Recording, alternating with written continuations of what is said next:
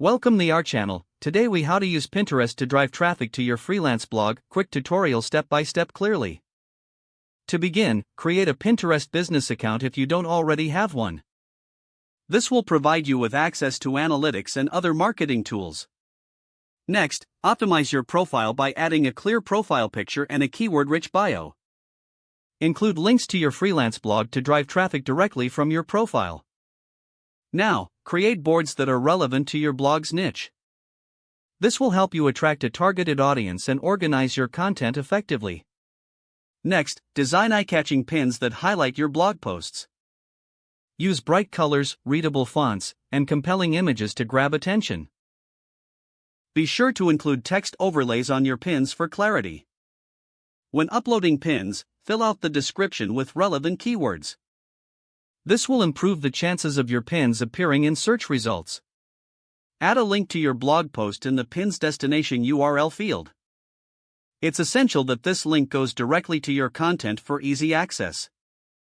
Consider scheduling your pins using Pinterest scheduling tools.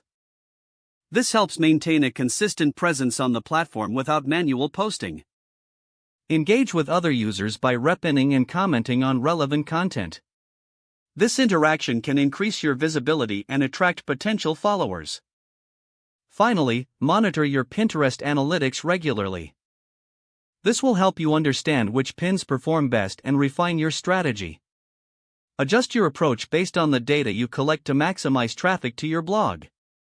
By following these steps, you'll be well on your way to using Pinterest as an effective tool for driving traffic to your freelance blog. If the page does not load, refresh the browser or try again in a private or incognito window. Make sure you are using the correct email address, then retype it carefully to avoid small typos.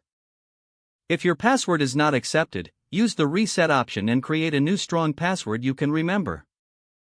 Check your spam folder for verification or security emails, then complete any requested confirmation steps. Enable two-factor authentication if available to improve account security and reduce unauthorized access risk.